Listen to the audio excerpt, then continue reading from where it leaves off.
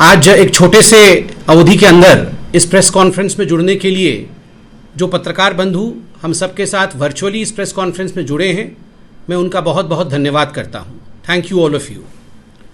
आप जानते हैं कांग्रेस पार्टी आज झूठ और भ्रम का पर्यायवाची शब्द बन चुका है।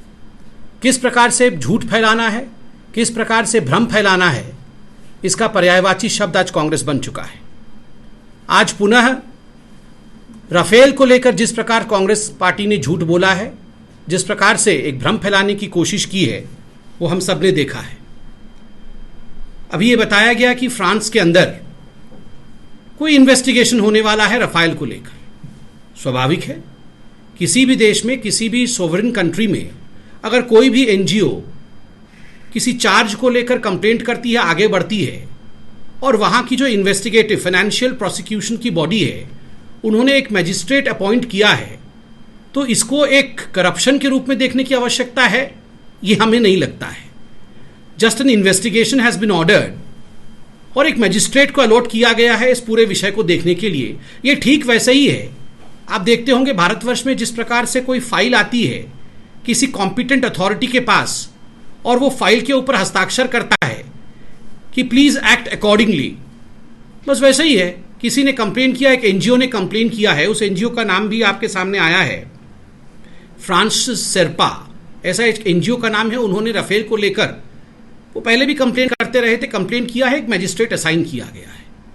मगर इस पूरे प्रकरण को लेकर राहुल गांधी और कांग्रेस पार्टी जिस प्रकार से राजनीति आरंभ कर रहे हैं, यह दुखद है और यह हम सब देख रहे हैं। कोई पहली बार नहीं है जो राहुल गांधी ने भ्रम में डालने की कोशिश की है।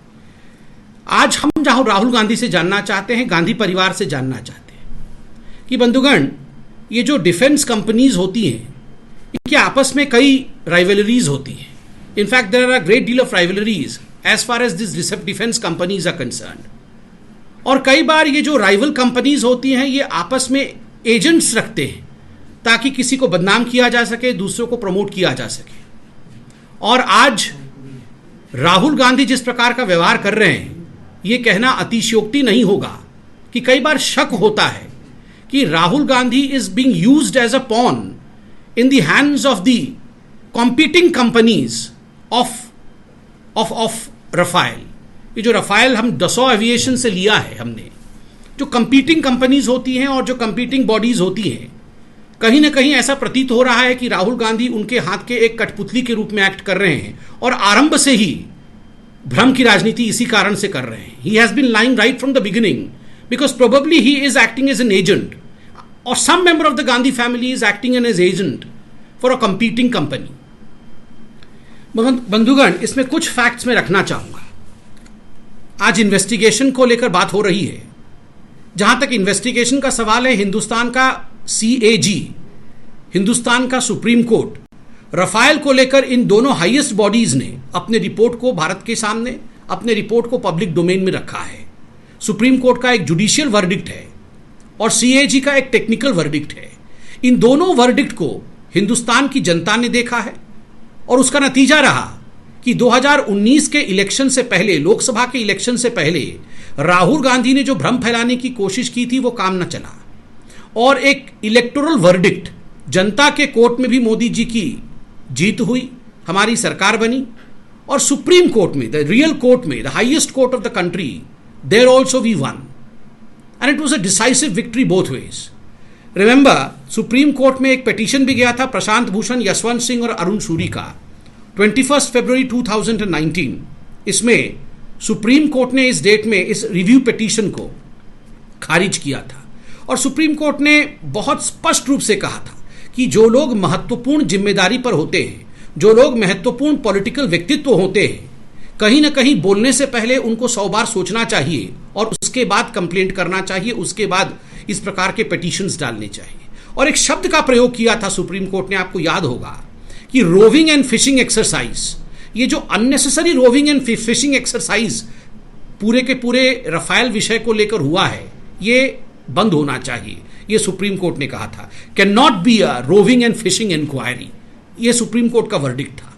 आज फिर से राहुल गांधी फिशिंग करना चाहते हैं। Yet again Rahul Gandhi has gone into a fishing expedition as far as Rafael is concerned, but I am sure he is not going to catch anything which is true because of the fact that he is trying to spread all kind of canards.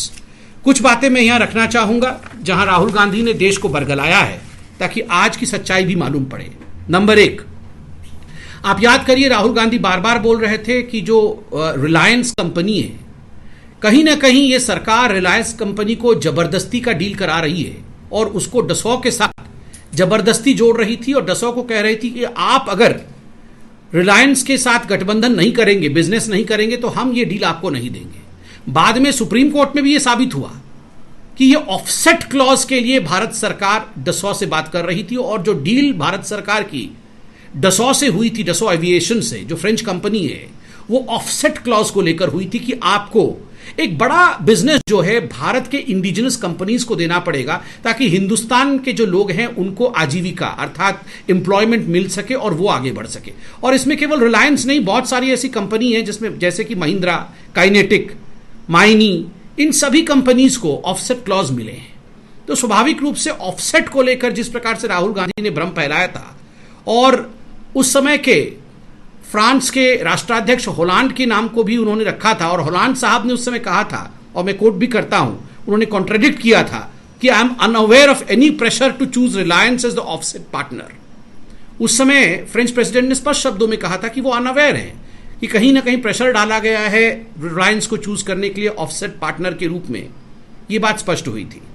ठीक उसी प्रकार जो दूसरा झूठ राहुल गांधी जी ने कहा था कि जो मिनिस्ट्री ऑफ डिफेंस के अंदर कुछ ऑफिसर हैं, उन ऑफिसर्स ने सजेस्ट किया था कि यह डील ठीक नहीं है, मगर उनके ऊपर दबाव डाल करके कहीं ना कहीं उनके साथ अन्याय करके उन्हें छुट्टी पर इत्यादि भेज करके इस डील को पारित किया गया. बाद में उसी ऑफिसर ने सामने आके सच्चाई रखा और कहा कि मैं तो कैम्ब्रिज में अध्ययन करने के लिए गया था और स्टडी लीव पहले से ही मुझे सैंक्शन हो चुका था. तो ये दूसरी झूठ भी एक तरह से औंधे मुंह राहुल गांधी जी का गिर पड़ता है.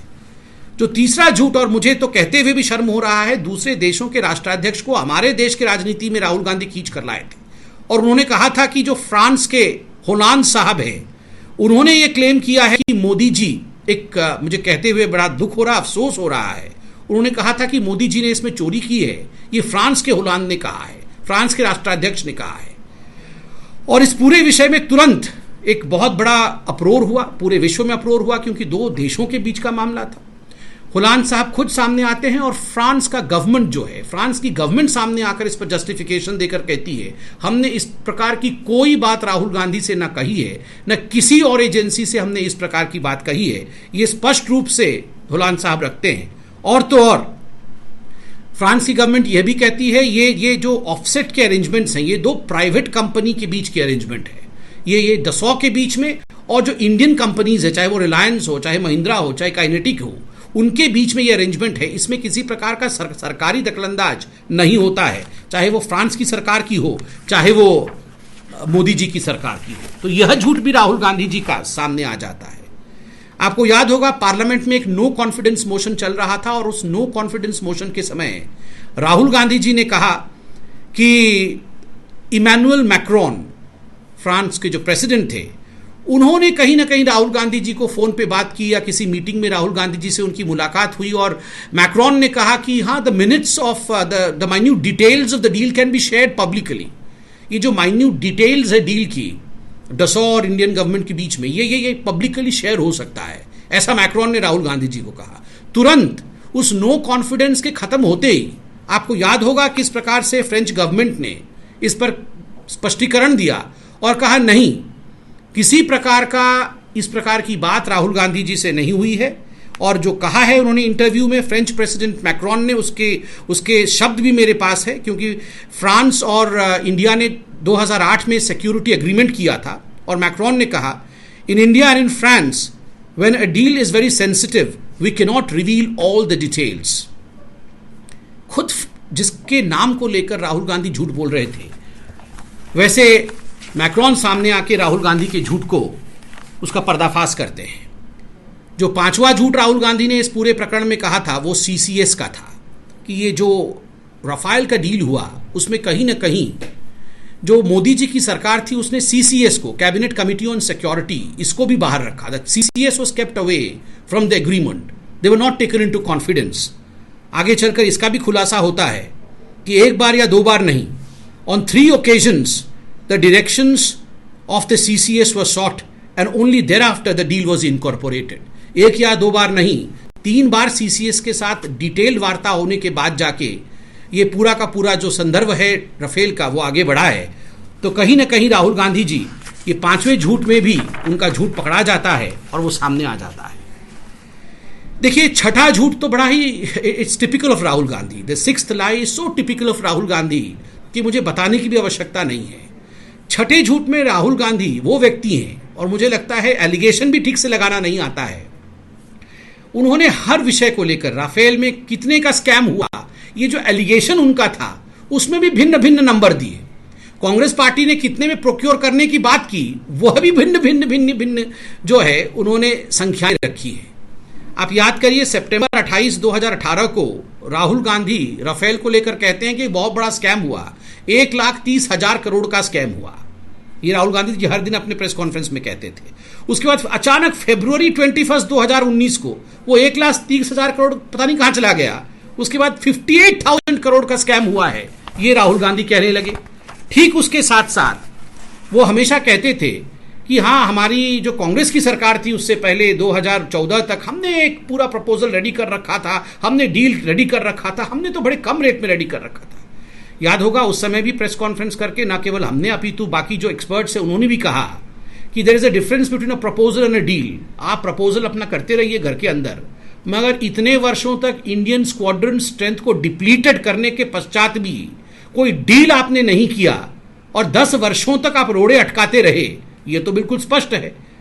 अप्रैल 2018 में जन आक्रोश रैली जो दिल्ली में हुआ था, उसमें राहुल गांधी ने कहा ये एक विमान जो है कांग्रेस पार्टी 700 करोड़ में खरीदना चाहती थी, मगर मोदी जी तो बहुत इन्फ्लेटेड प्राइस में खरीदना चाहते हैं। फिर जुलाई 2018 में पार्लियामेंट के अंदर राहुल गांधी ने उसे 520 करोड़ का बताया।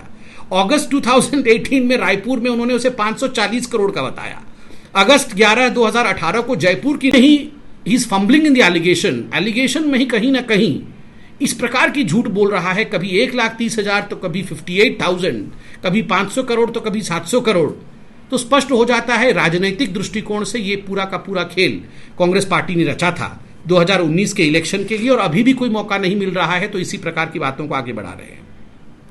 एक शब्द आपको याद होगा, हर दिन राहुल गांधी उस समय टीवी में आके 30,000 करोड़ दे दिया, 30,000 करोड़ दे दिया, 30,000 करोड़ अपने भाइयों को दे दिया, ये कहते थे।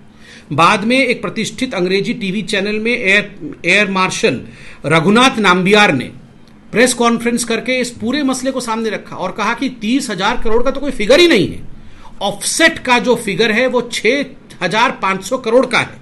तो 6,500 करोड़ के ऑफसेट के विषय में हमें रघुनाथ नाम्बियार जी जो एयर मार्शल हैं उन्होंने बताया एक अंग्रेजी चैनल में। ठीक उसी प्रकार ये बात एयर मार्शल ने यह भी स्पष्ट किया अपने इसी इंटरव्यू में कि जो प्राइस ऑफ एयरक्राफ्ट है, इंडिविजुअल एयरक्राफ्ट है, ये नॉन डिस्क्लोजर क्लॉज के कारण इसको हम आगे बढ़ा नहीं सकते हैं, इसको हम बता नहीं सकते। तो स्वाभाविक है इन सभी विषयों में राहुल गांधी ने झूठ बोला। राहुल गांधी ने यह भी झूठ बोला, 7वां झूठ है कि आपको याद होगा उन्होंने उस समय एक चौकीदार चोर है का फ्रेज बनाया था। उसका तो क्या हुआ आपको पता है कि सुप्रीम कोर्ट ने कहा है कि चौकीदार चोर है। उसके बाद राहुल गांधी जी को नाक रगड़ करके, हाथ जोड़ करके सुप्रीम कोर्ट में जाके माफी मांगनी पड़ी। आप बताइए, जो व्यक्ति सुप्रीम कोर्ट के वर्डिक्ट को लेकर झूठ बोल सकता है उसके विषय में हम क्या बोल सकते हैं। 8वां झूठ, राहुल गांधी जी ने कहा ये जो 36 एयरक्राफ्ट खरीदने का जो निर्णय भारत की सरकार ने लिया है, कहीं ना कहीं ये भारत की एयरफोर्स के लिए हानिकारक है। इसमें सुप्रीम कोर्ट ने क्या कहा है मैं पढ़ना चाहता हूं, मैं कोट कर रहा हूं सुप्रीम कोर्ट के बयान को। This is despite the fact that even before the withdrawal of RPF, an announcement came to be made on April 2015 about the decision to go in only for 36 aircraft. Our country cannot afford to be unprepared or underprepared in a situation where our adversaries are stated to have acquired not only 4th generation but even 5th generation aircrafts of which we have none. आप सोचिए जरा, ये Supreme court कह रही है, ये आम जनता कह रही है। जब हमारे देश के adversaries, the forces which are inimical to India, उनके पास 5th जनरेशन एयरक्राफ्ट आ चुके हैं, इंडियन स्क्वाड्रन स्ट्रेंथ इतना डिप्लीटेड 10 वर्षों तक हमने क्यों छोड़ा?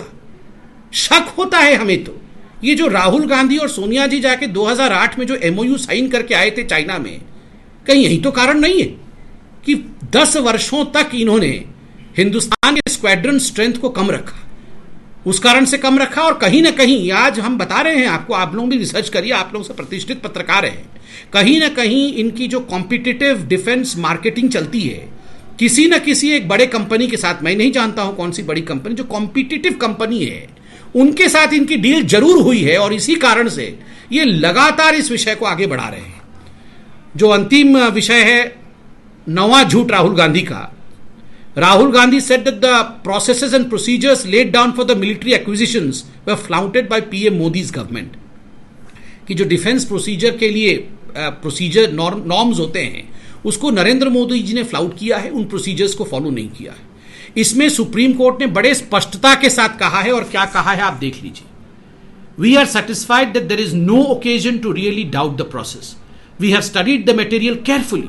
We have also had the benefit of interacting with the senior Air Force officers who answered court queries in respect of different aspects, including that of the acquisition process and pricing. We are satisfied that there is no occasion to really doubt the process, and even if minor, बहुत सारी चीजें हैं। मैं इतना कहना चाहता हूं कि सुप्रीम कोर्ट प्राइसिंग को लेकर, प्रोसेस को लेकर और एक्विजिशन को लेकर, इन तीनों चीजों को लेकर सुप्रीम कोर्ट सेटिस्फाइड है, सीएजी सेटिस्फाइड है, राहुल गांधी सेटिस्फाइड नहीं है। अब क्या किया जाए राहुल गांधी का, आप बताइए। सुप्रीम कोर्ट से बड़े राहुल गांधी बने हुए हैं, सीएजी से बड़े राहुल गांधी बने हुए हैं, बिकॉज एक नॉन डिस्क्लोजर क्लॉज है, इसलिए लिफाफे के अंदर बंद करके प्राइसिंग इत्यादि सारा विषय सुप्रीम कोर्ट को दिया गया और सीएजी को दिया गया। पूरे गंभीर अध्ययन के बाद, गहन अध्ययन के बाद सुप्रीम कोर्ट ने कहा प्राइसिंग में किसी प्रकार की गड़बड़ी नहीं है, किसी प्रकार की गलती नहीं। और केवल सुप्रीम कोर्ट ने नहीं, सुप्रीम कोर्ट के साथ साथ सीएजी ने भी इसका अध्ययन किया, सीएजी ने भी क्लीन चिट दिया। इसके बावजूद कांग्रेस पार्टी जिस प्रकार की निकृष्ट राजनीति कर रही है, केवल इसलिए कर रही है क्योंकि हमें शक है कि कहीं ना कहीं राहुल गांधी जी का कॉम्पिटिटिव डिफेंस कंपनियों के साथ एक डील है, और कहीं ना कहीं वो भारत को कमजोर करने की कोशिश कर रहे हैं। बंधुगण, बहुत धन्यवाद। मुझे आप 1 मिनट दीजिए, मैं जरा अपना ईयरफोन लगाऊंगा। आप लोग जो भी प्रश्न पूछना चाहते हैं मुझसे पूछ सकते हैं।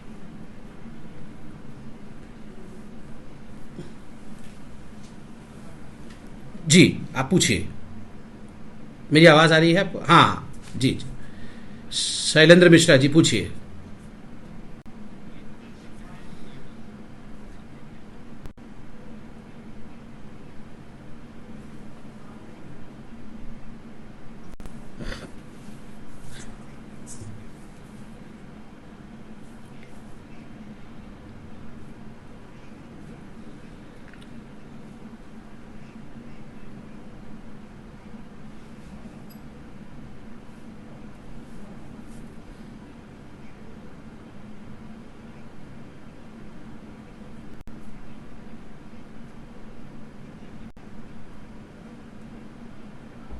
देखिए, इसमें कोई शक नहीं है, इसमें कोई शक नहीं है कि हिंदुस्तान का सुप्रीम कोर्ट जो सर्वोच्च न्यायालय है, हम सबको उस पर कंप्लीट फेथ है, उस पर संपूर्ण विश्वास है।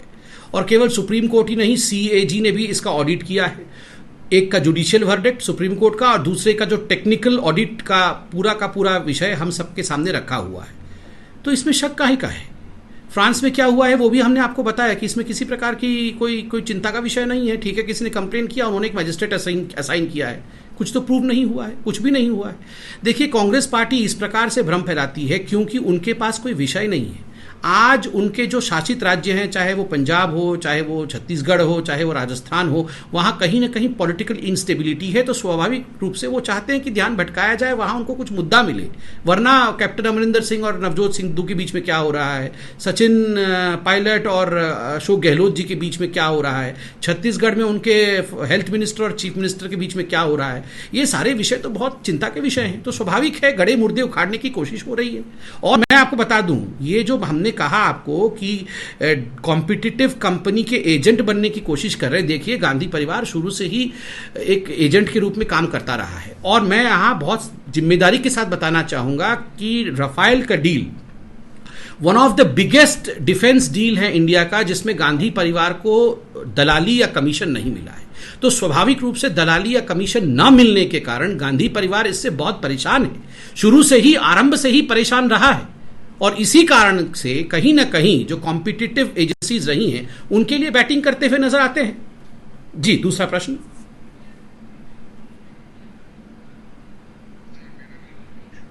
आलोक शुक्ला जी, पूछिए पूछिए।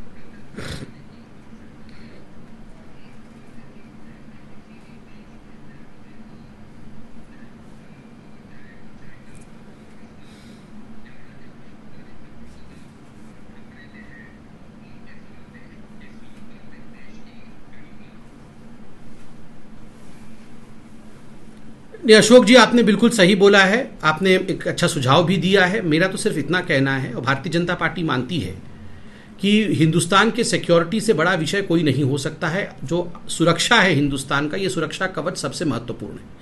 ऐसे में जो इसके साथ राजनीति करने की कोशिश करते हैं, और वो भी बहुत पेटी पॉलिटिक्स, बहुत क्षुद्र राजनीति करते हैं, छोटी राजनीति करते हैं, ये हिंदुस्तान की जनता बहुत बुद्धिमान है। तभी मैंने अपने प्रेस कॉन्फ्रेंस के दौरान कहा, चूंकि राफेल के साथ उन्होंने राजनीति की तो एक इलेक्टोरल वर्डिक्ट भी आया, एक जुडिशियल वर्डिक्ट भी आया। जुडिशियल वर्डिक्ट में भी हमारी जीत हुई और इलेक्टोरल वर्डिक्ट में 2019 में भी हमारी जीत हुई। हिंदुस्तान की जनता समझती है कि कौन सच्चा सिपाही है उनका, और कौन ये कमीशन और एजेंसी, इनमें विश्वास रखता है। कांग्रेस पार्टी का एक इतिहास रहा है, वो इन्हीं चीजों में लिप्त रही है, तो स्वाभाविक है अगर अच्छा काम होता है तो वो इस पे उंगली उठाते हैं। मगर आपका सुझाव बिल्कुल सही है, इससे देश का मान गिरता है और दूसरे देशों के बीच कहीं ना कहीं भारत का नाम खराब होता है। धन्यवाद। कोई दूसरा प्रश्न हो?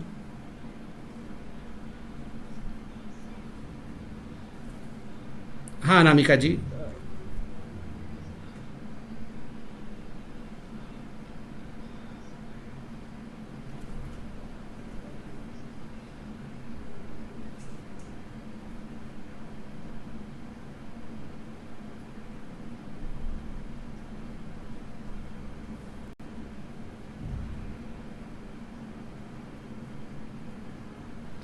देखिए अनामिका जी, मैं इतना कहना चाहूंगा, कांग्रेस को एक छोटा सा एडवाइस है, अनसॉलिसिटेड एडवाइस है। वो बाकी राज्यों के विषय में चिंता तो करे, राजनीतिक पार्टी है, स्वाभाविक राजनीति करेगी, मगर अभी सघन चिंतन, बैठक और सब कुछ वो पंजाब को लेकर करे। उनके मुख्यमंत्री और उनके जो पूर्व मंत्री हैं वो सड़क पे लड़ रहे हैं। वो राजस्थान को लेकर चिंता करे, वहां जिस प्रकार से वैक्सीन प्रॉफिटियरिंग हो रही है, वहां जिस प्रकार से राजनीति हो रही है। और जहां तक बाई इलेक्शन का सवाल है, मैं उत्तराखंड को लेकर कोई कमेंट नहीं करना चाहूंगा, क्योंकि वहां के पूर्व मुख्यमंत्री ने भी और वहां के बाकी नेताओं ने प्रेस कॉन्फ्रेंस करके कहा है। मगर मैं इतना कहना चाहूंगा, बाई इलेक्शन करें तो ये लोग फिर प्रेस कॉन्फ्रेंस करके कहें कि आपने कोरोना फैला दिया, ना करें तो ये लोग कहें क्यों नहीं किया। तो अंग्रेजी में कहावत है, dam if you do, dam if you don't. तो इस प्रकार की परिस्थिति बनाने की कोशिश कांग्रेस पार्टी करती है। एक अंतिम प्रश्न मैं लूंगा, फिर आपकी अनुमति से मैं आगे बढ़ूंगा।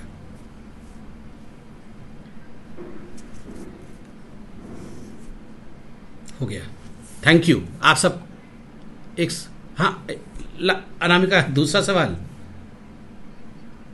हाँ